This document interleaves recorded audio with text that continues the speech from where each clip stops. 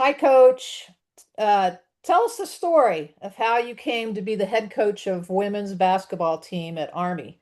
Why did you say yes to the position?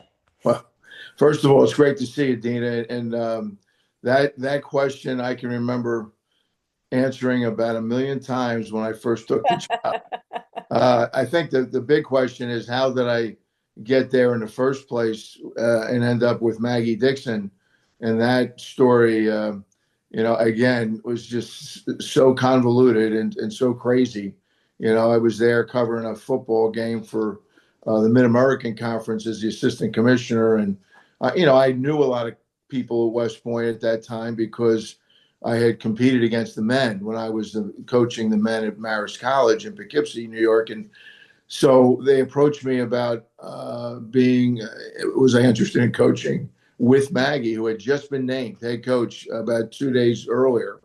And that's how it all started. And had been out of coaching for about less than a year. And I had toyed around with jumping in on the women's side.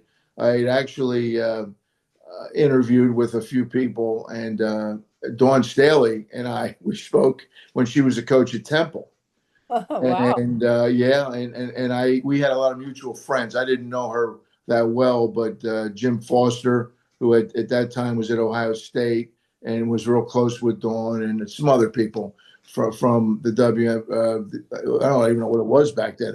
What was the women's before the WNBA, but anyway, there, and I looked at a position at Duquesne, but this was really interesting to me because I knew Maggie's brother, Jamie, and that's how it all started. So, once I met Maggie, she blew me away. And my biggest challenge was telling my boss that I was going to leave.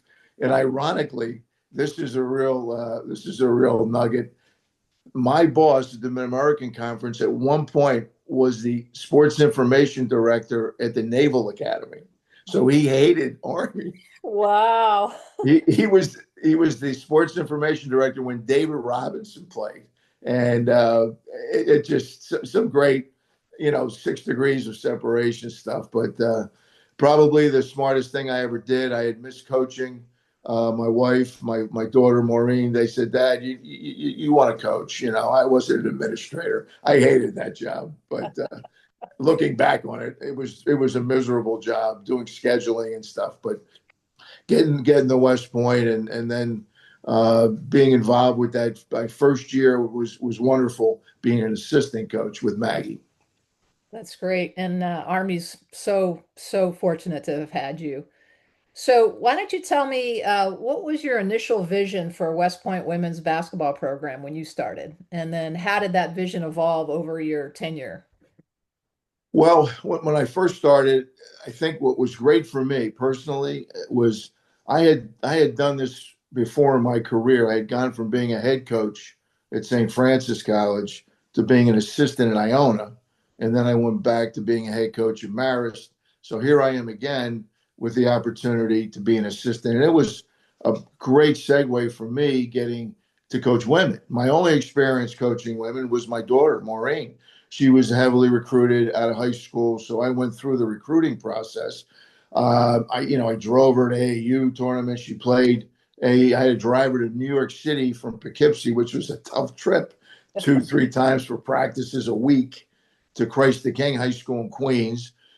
She competed with Sue Bird and her AAU team at that point, the New York Liberty Bells. I believe that every kid on that team was a Division I player. So it was a great experience for her. For me, it was because I got a different view of women's basketball from a recruiting standpoint and a talent level. So here I am jumping in at West Point, and Army had good players. I mean, Sherry Nowatzki had done a terrific job recruiting, and Maggie stepped into a good situation. What she did was incredible, but I think the timing and having the right situation with the leadership that was in place there was critical, and I was just along for the ride. But I think I was the only assistant that Maggie hired. She kept the rest of the staff, so I think me and her had a different relationship than the rest of the staff at that time. Very cool. So when you became head coach, how did, when you started taking over the team, sort of what was your vision? Well, first year was very difficult. I mean, she had passed unexpectedly. The team was devastated. The senior class that graduated in 2006, that class that had taken the program to the first Division One NCAA tournament, because people forget that Army had been to other NCAA tournaments, back in the '80s, and I always try to remind people of that. And it was great when we got the banners up on the wall at Crystal Arena that we were able to recognize that. But to answer that question, my biggest challenge my first year was just to keep everybody focused and directed, because we had great talent. I thought there had been a really good freshman class with Alex McGuire, Courtney Wright, Megan Evans. It was just a really solid class. I know I'm going to forget names, but I'm 75, so give me a break. And I just feel that, with the older kids there, Kara Enright had been the player of the year. Jen Hansen was a terrific player, and then on and on. Stephanie Stone. I mean, we had so many tough kids and so many good players. And then we got going recruiting, but first year was a real challenge. That team won 24 games. We finished second in the regular season to a great Bucknell team, but then unfortunately we got upset in the tournament. And back then, for whatever reason, I still wonder why we didn't get into the women's NIT that year, because that was a good team. Hmm, interesting. So, everybody wonders what it's like to coach at an academy. What were the unique challenges and opportunities that you found coaching at West Point? And how did the opportunities and challenges impact your program over the years? Well, it was a real learning curve for me when I got there, and ironically, as I mentioned earlier, I had competed against Army at West Point when I was a men's coach for years. He coached against, geez, three or four different coaches on the men's side, and even the coach that was there at the time, Jimmy Cruz, I had coached against him. So I had some understanding of things, but yeah, there's that great expression at West Point. It's trying to figure it all out is like drinking from a fire hose, and that was my first couple of years, especially my first year. Maggie gave me certain things to do, and I had experience with recruiting. I had experience with scheduling. There are the things that I really zeroed in on, the practice plans and everything. But I got out of her way, and I never wanted to step on her toes. But then moving forward, trying to figure West Point out was such a challenge. I mean, so many acronyms and so many things. As you know, as a graduate, it just, it just was tough. And, I try to always explain that to the staff, especially the new assistants coming in. And, at some point I'll have a conversation with the new coach, Katie Kuster, who I know, and I'll tell her just to calm down and relax, because, I get the sense that she's got a lot of energy. I know her very well, and that's another story. But her dad and I are good friends, and I think that it's such a challenging place, Dana, that you really just got to take it one day at a time and rely on people to help you along the way. I mean, the ORs were just unbelievable for me. Going back to Colonel Donna Brazel, who was the head OR for me, and then some of the other ORs. I mean, on and on. I had some unbelievable ones. Diane Ryan, and I can't. I can't tell you how. Grateful I am for what they helped me with, and our staff in general. Fantastic. Now, you coached at Army for many, many years. What were the key milestones and successes for your program that most define your coaching career at Army? What are you most proud of? I'm proud of every team I coached. Honestly, I mean, it's hard. We've had some great records and great teams, and we had some tough years too. And some of those tough years were very rewarding for me. And I think about my first 3 years. taking over for Maggie again, we had challenges, had good players in place. We won a lot of games, but the bar was set high because in my first year we go to an NCAA tournament. The next year we get upset, and there was a stretch there where I was really getting frustrated, and when I took the job, probably getting back to one of your first questions, when I took the job, I didn't see myself being there that long. I was there. I sort of got talked into taking it because I had taken another job. At the end of that year, one of my close friends who had been my assistant had moved on to the NBA, was a general manager at that point of the New Orleans Hornets, and he wanted me to come and be involved with college scouting and be a part of this. And I took the job, honestly, before Maggie had passed. When the superintendent at that time, General Lennox, approached me with the AD, Kevin Anderson, and asked me, I was very reluctant because I didn't know if I was the right person for that job. I really didn't know if it was going to be tough. No one was going to fill our shoes at that time. But the team, they kept saying to me, "Oh, they want you. They want." And I'm like, well, then they made me feel a little guilty, honestly. So, but you know what? It was the best decision, obviously, I ever made. And then I started thinking, do I really want to be sitting in some gym in Lithuania watching kids play, or do I want to coach? Because I wouldn't have been coaching anymore. So that to me, and I look at all those teams. I mean, hey, the stretch we had where I think we won, I don't know what it was, like, a million, 25 straight 20-win seasons, 6 straight winning seasons. But in between, you had a couple tough years, a couple 10 wins and 11 wins. But I mean, some of those kids like Aaron Anthony, I mean, she had some career, but she had to carry that team a lot. We had her and Nalini Hawkins and some other young kids, but those kids developed, and as those kids moved on, and then we got that great class of 2016.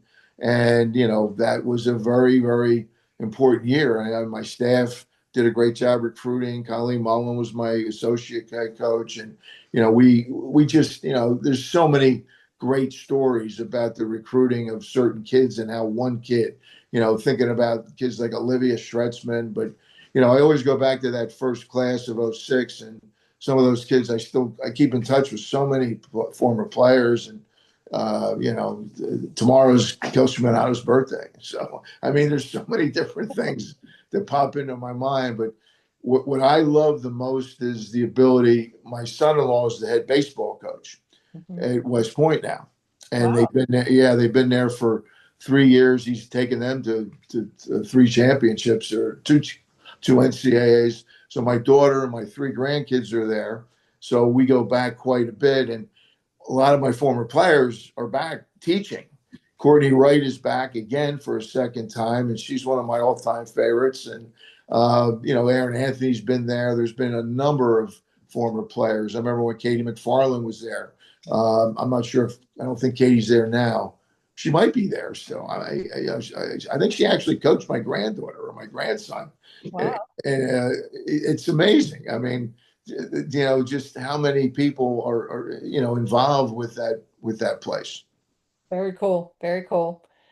Well, as you've looked back over your entire career, how has the sport of women's basketball changed over, say, the last 45, 50 years? And then how did those changes impact your coaching challenges, Yeah, as it's a you great question. went through the years?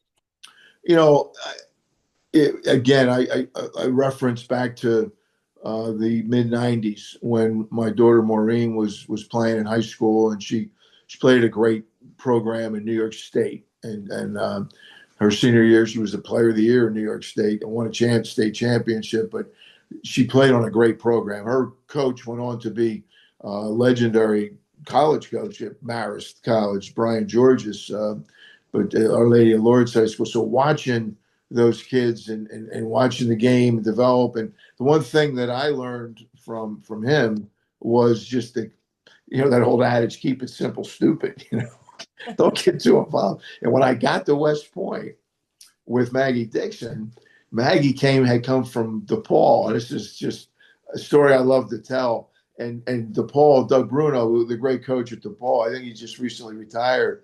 He had run all these intricate sets and a lot of motion offense, and I learned very quickly, that's not a great system to run at West Point, because my theory was that they're waiting for you to tell them what to do.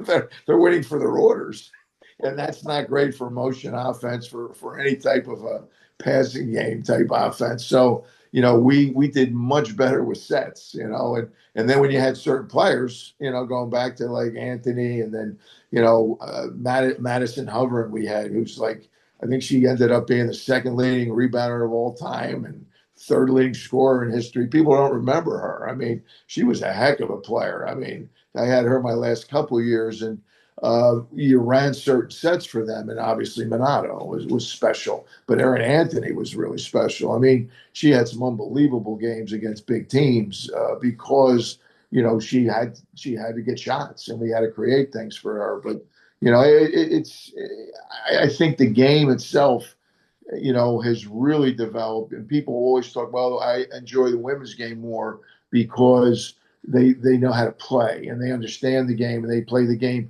below the rim. I mean, Marguerite King probably still has visions of getting dunked on in the NCAA tournament. It was the first dunk by Candace Parker, first dunk I think in NCAA history. Sean McDonough was doing the game on ESPN, and he talked about it the rest of the game, which is brutal. I think I'm sitting on the bench as she's going on a breakaway, and I'm thinking, no, don't let her do that. But I didn't want, Marguerite didn't want to hurt her, but Marguerite's still coaching. She's an assistant at Howard University. But I love to bring that up to her. But, I think answering your question indirectly, the game is developed so much, and coaching women was so much fun for me because they listened. They did. I mean, I don't want to generalize, and I don't want to, but, and I don't know if I could coach women anywhere but West Point. I mean, I'm just being honest. I don't know if I could have, because we had, and not that I didn't have difficult players. We had some kids that were tough to coach, and without mentioning names, but as you probably know, I was looking at the record book recently, and I saw you're still up there, for your season. So you're the leading scorer that season. So great memories, great memories. But one of the greatest decisions I ever made, was to finish my career there. Awesome. So I'm curious, how did you decide to add your daughter Maureen to the coaching staff, and what did she bring to the program? When everything happened with Maggie, um, Maggie and I were at the men's Final Four. This would have been in '06 with her brother Jamie. We were in Indianapolis, and then she flew to Boston for the women's Final Four. She met with my daughter, Maureen. At that time was an assistant at Fairfield University.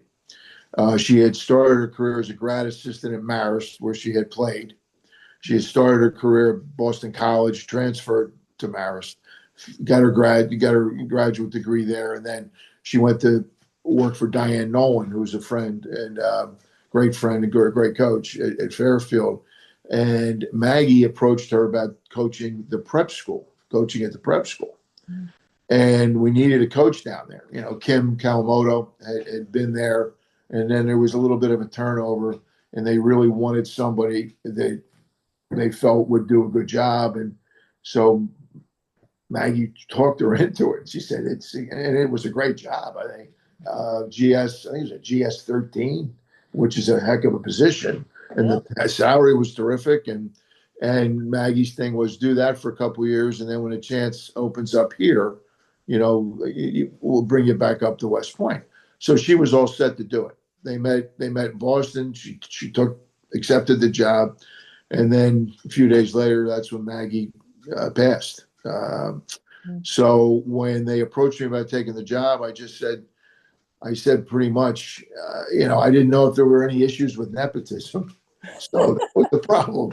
I didn't think there was, but, because I think there had been coaches on the football staff that had relations with, I don't know, but yeah, relatives. But I said, I'll take it, but I really need. And the great thing then was both the soup, General Lennox, and the AD, Kevin Anderson, said, well, Maggie had already offered her job.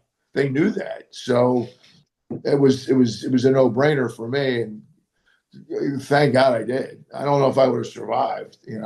See, because the players all looked at me as like the big teddy bear. I was a nice guy. I was the assistant. Never yelled at them.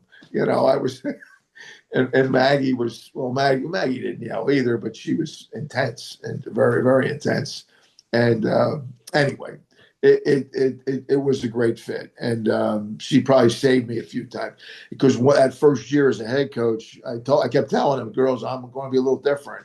You don't understand, and I was hell bent because it really frustrated me my first year coaching that there were so many turnovers and there were so many from that year in '06, great year, NCAA tournament, 20 wins, to the next year, which we won 24 games. We had 165 less turnovers because Wow. that's all we did in practice. We had a turnover rack. If they turned it over, they lost the ball, and then they had to run sprints to get a ball back. So it became more of a mental thing, and I think that made a big difference with them. And I think that there are the things that I was big on, but Maureen was really kept me under control and really and then she moved on. I mean, she was involved with a lot of jobs before she got the New Hampshire job. She interviewed at LIU. She interviewed at Lafayette. She interviewed at Albany, and Wow. another one. But she was young too. She was I think, the youngest Division I coach in the country at that time when she got the UNH job. Fantastic. So, what were the factors that led you to your retirement from coaching? How did you finally decide? Well, I was going to retire in 2016. Mm. Um, I thought, what better time to get out of here to move on? Because to be completely blunt and honest with you, and I had been fired twice in my career for obviously I didn't win enough games. St. Francis, my alma mater. I thought I was the coach, NABC Coach of the Year. 2 years later, of course, there was a big administration change, new student union, whatever. I can give you a million reasons. Marist, I was there 20 years, and the president and I just didn't get along. I wasn't a big fan, and there were other reasons too. But I could tell you a million stories about that. But at the end of the day, here I am in 2016. I'm like, hey, can it get any better than this? I mean, you're 29-2 going in. Wow. I'm still upset we didn't get 30 wins. And the reason we didn't was FDU called me in the middle of the summer before the beginning of the 2015-16 season and said, Coach, can we cancel this game? I overscheduled. And I was so upset. I'm like, well, we can't do that now. It's July. So I lost the game. We lost the game, and that was definitely a win. So anyway, who knows? I mean, that's just I used to bust his chops about that all the time whenever I saw him beating Sinella. But anyway, I just I went into the AD at the time, Boo Corrigan, who, well, I mean, I had a lot of ADs in my career, but and a lot of great ones, but no one better than Boo Corrigan, and in my opinion. And he just thought he got it. He understood it. Every year we sat down. I mean, he was unbelievable. I mean, he would come up with money so I wouldn't lose assistants. I was able to keep people because we were able to get him a little bit more salary here or there, and that was all him. And I said to him, I think it's time for me. At that point, I'm 66.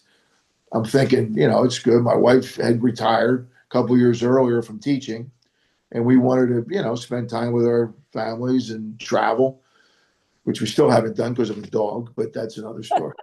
But Booth said, well, what do you want to do? And I looked at him and that's a sort of an open-ended question. What do I want to do? So I said, well, if I'm going to stay, I want to get a 5-year contract because I can't recruit. If I go in and start recruiting, they're going to say, well, how much longer do you have? So, and I said, but I probably won't stay that long. And he said, well, And I knew it. What he was thinking, he goes, I'm not going to stay that long either. He was at NC State a year and a half later, but that's what I decided. He talked me into pretty much staying. And, we still had good players and everything. I think at that point, Colleen was a little upset because she would have gotten the job for sure. Mhm. But then, a lot of people there thought Maureen would come back. So that was crazy. But, it was good. I mean, we had a couple more good years. And then we had issues. I guess it was the 18 year. There were a lot of issues, with a couple of kids in that senior class that got into some trouble with honor stuff. And, that team was picked preseason to win it. We ended up winning 17 or 18, but that team was, I hate to say underachieved, but, it was the way things worked out, and then from that point on, you had all the other issues with COVID and yeah, whatever. But it was time. 21 that was the end of my 5 years. And I Wow. wasn't going to, there's no way I was going to do anything else. Yeah, nobody, there was a point I'm thinking, they probably want me to get the hell out of here. I mean, I'm 71. And so, but, I had a good run. I had a good run and I felt it was a good time to move on. Disappointed that my associate didn't get the head job, but they obviously, made a good hire. But I just, I look back on it and that was probably my biggest disappointment. We didn't have a good enough year that we could, and there was a whole new administration. Right. Mike Buddy came in and he had a whole staff of people and that happens, and I've been pretty much a part of that in my career where the new ads they want their own people, so and then that's what happens. Yeah, totally. Okay, so what advice are you going to give the new coach? You said you know her. Yeah, So, yeah, yeah. well, you talk about 6 degrees of separation. I called my niece is one of the best players in the state of Pennsylvania, senior that just graduated last year and heavily recruited. At one point, I thought she was going to go to Holy Cross. Army recruited her, and it looked like she might go to Holy Cross, but then the coach left. So she decided, I'm not going there. And she is a freshman at St. Joe's University. Mhm. And the coach that recruited her was a coach by the name of Katie Kuster, who she was very, very close with. So when she found out that the coach left St. Joe's to go to West Point, she was very upset. I So guess. it's just, but John Kuster, her dad was a great player at North Carolina, played for Dean Smith, and was a college coach for years. He was at Boston U, I believe, George Washington. Then he was in the NBA for a number of years. But I've known John, for years and reconnected with him. Katie was an assistant, a grad assistant at Lehigh. This would have been, I'm not sure what year that was. It was, I don't know if it was 16, 17, and around there, but, and he came up to me and I hadn't seen him in years. And that's, and then Katie she played at St. Joe's, I know, for Cindy Griffin. And I just think that the best advice I could give to any coach coming in there, head coach, assistant coaches, is that it just relax, take your time. It's going to be overwhelming. It's really, really hard. The recruiting piece is hard. I'll never forget calling people and a mother saying, hey, please don't call here again. I mean, that happened to me more than once. I'd say, I got to, we got a questionnaire back from your daughter. And I'm like, well, I wasn't aware of that. Please don't call here again. Like, okay, okay. But then, you get the people that are, really, and that was the whole recruiting thing. Trying to explain to the coaches, look, you're going to have a kid who really wants this and the parents don't want any part of it, or you're going to want the parents who are like so enamored with West Point and with the academies, but the kids like, no way. So it's a real crapshoot.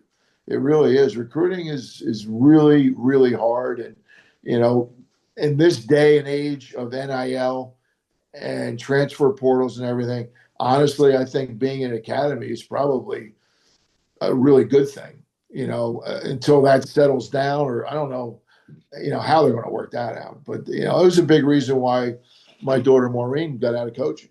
She just said, this is what I signed up for.